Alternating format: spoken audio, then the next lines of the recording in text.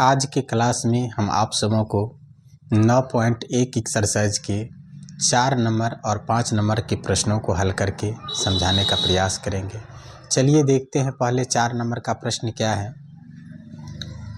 4 number का प्रश्न है, भूमि के एक बिंदु से जो मीनार के पाद बिंदु से 30 मीटर की दूरी पर है, मीनार के शिखर का उन्नयन कोण 30 डिग्री है। मीनार की ऊंचाई ज्ञात कीजिए। आपको मीनार का ऊंचाई ज्ञात करने के लिए कह रहा है। चलिए तो एक आकृति बनाते हैं। पहले ये मान लीजिए कि भूमि है,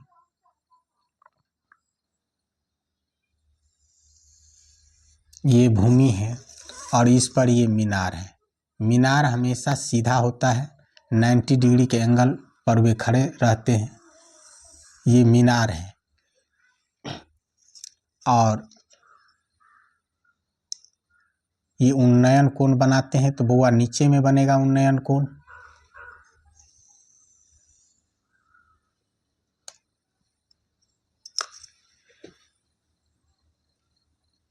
देखिए तो मीनार की ऊंचाई है तो इसको हम A मान लेते हैं, इसको B मान लेते हैं और इसको C मान लेते हैं। उन्नयन कोण बनता है बुआ तो यहाँ पर बनेगा कितने डिग्री का बन रहा है, 30 डिग्री का। तो यहाँ पर 30 डिग्री लिख देंगे। अब देखिए यहाँ पर कह रहे हैं मीनार के पाद बिंदु से 30 मीटर की दूरी पर है। ये मीनार का पाद बिंदु है और 30 मीटर की दूरी पर जो है ये 30 डिग्री का कोण बनाता है। तो ये जो दूरी है ये कितना हो जाएगा, 30 मीटर है। तो निकालने के लिए क्या कर रहे हैं, मीनार की ऊंचाई यानी AB आपको क्या करना है, इसमें मालूम करना है। चलिए जो मालूम करना है उसे मान लेते हैं। तो हल में लिखेंगे यहाँ पर हम, माना कि मीनार की ऊंचाई क्या है, AB, ऊंचाई बराबर AB, यानी AB को हमने ऊंचाई मान लिए। अब देखिए इसके पाद बिंदु से दूरी AC कितना है, तो AC आपको है 30 मीटर। कितने डिग्री का कोण बनाता है, 30 डिग्री का। तो थीटा कितना हो जाएगा, 30 डिग्री हो जाएगा। और ये क्या है, एक समकोण त्रिभुज है। क्योंकि मीनार हमेशा सीधा खड़ा होता है तो जमीन पर से कोई भी वस्तु यदि सीधा खड़ा है तो वे 90 डिग्री का कोण बनाते हैं। तो ये एक समकोण त्रिभुज है। तो अब हम यहाँ पर लिखेंगे समकोण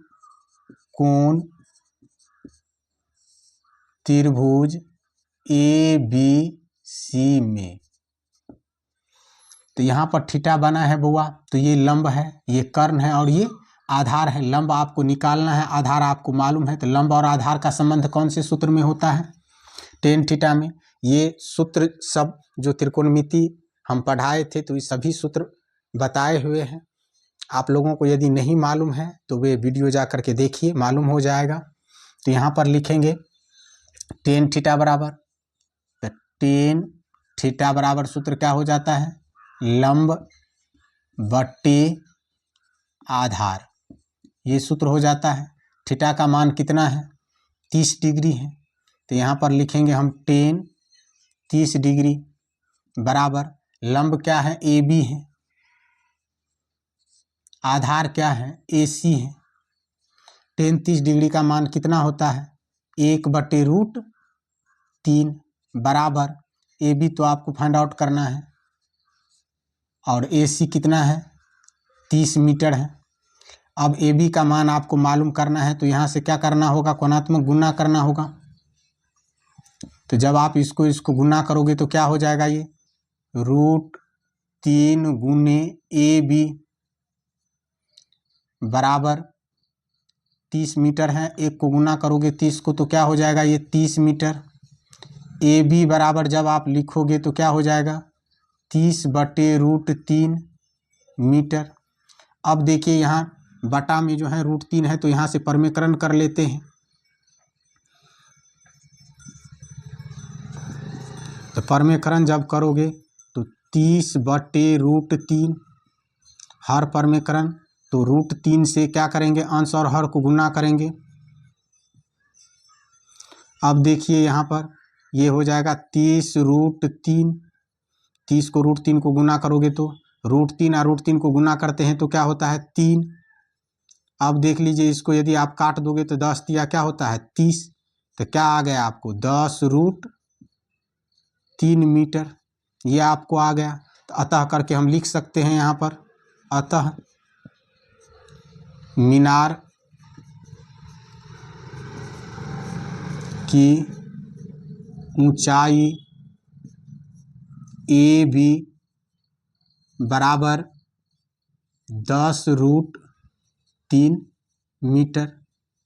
इस प्रकार से आप इन प्रश्नों को हल कर सकते हैं। तो मुश्किल नहीं है बुआ ये प्रश्न, आप लोग आराम से इसको हल कर सकते हैं। 1-2 बार आप लोग अपने नोटबुक पर लिख करके इसको प्रैक्टिस कीजिएगा, निश्चित रूप से हो जाएगा।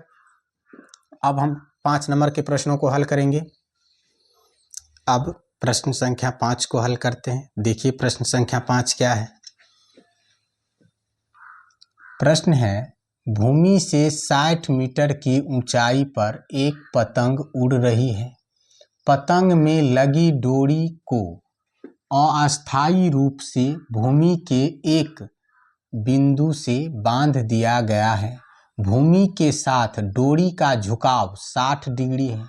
यह मानकर कि डोरी में कोई ढील नहीं है, डोरी की लंबाई ज्ञात कीजिए।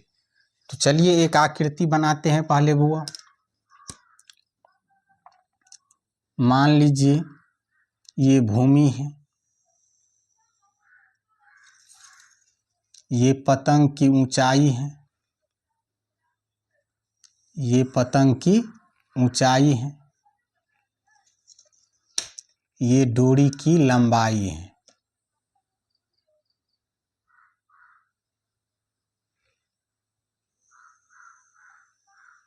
ये डोरी की लंबाई है। चलिए इसका नाम हम दे देते हैं, इस बिंदु का A, B और C। ये पतंग की ऊंचाई है, यहाँ पर पतंग उड़ रही है।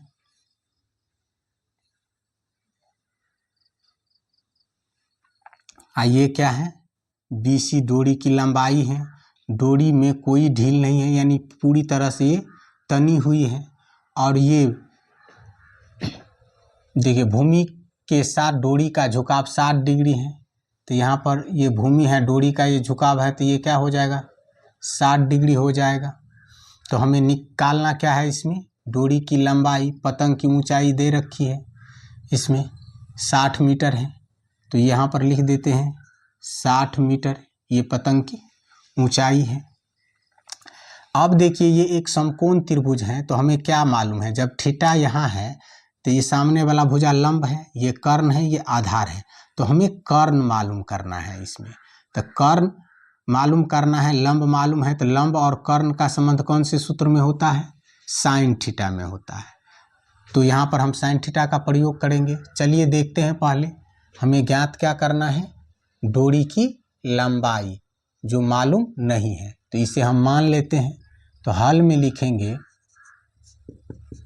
माना कि पतंग की डोरी की लंबाई क्या है, BC है, तो लिख दीजिए BC मान लिए। अब ऊंचाई है पतंग का कितना, ऊंचाई AB बराबर दे रखा है 60 मीटर, ये दे रखा है। थीटा बराबर क्या दे रखा है 60 डिग्री, क्योंकि थीटा की जगह पर 60 डिग्री है। तो अब हम लोग लिखेंगे समकोण त्रिभुज ABC में, समकोण त्रिभुज ABC में कर्ण मालूम करना है, लंब मालूम है, तो साइन थीटा लगाएंगे। तो साइन थीटा बराबर सूत्र क्या हो जाता है, लंब बट्टी कर्ण। थीटा का मान 60 डिग्री है, तो इसे हम लिखेंगे साइन 60 डिग्री बराबर लंब क्या है, ए बी है, तो ए बी बटे कर्ण क्या है, बी सी, तो B C 60 degree, sine 60 degree का मान कितना होता है, √3/2 बराबर ए बी का मान कितना है, 60 मीटर, बी सी आपको मालूम करना है।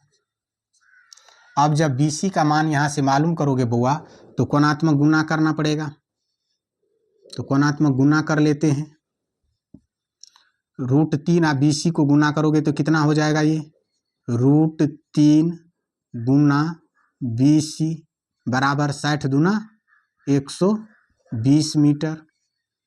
अब जब बी सी का मान मालूम करोगे तो बी सी बराबर क्या हो जाएगा, 120/√3 मीटर। अब ये रूट में है तो यहाँ से क्या करना पड़ेगा, परमेकरण, तो हर परमेकरण करोगे तो √3 से क्या करोगे, अंश और हर दोनों को गुना करोगे, तो 120/√3 गुना √3/√3, तो क्या हो जाएगा, अब 120√3 हो जाएगा, ये 120√3 अब बटे √3 को मल्टीप्लाई करोगे तो 3।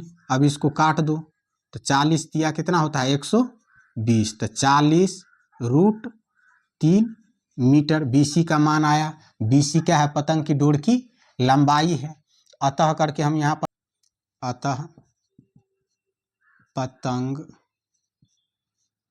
की डोरी की लंबाई BC बराबर 40√3 मीटर। आंसर हो गया। इस प्रकार से आप इन प्रश्नों को हल कर सकते हो। अब हम अगले प्रश्नों को हल करेंगे।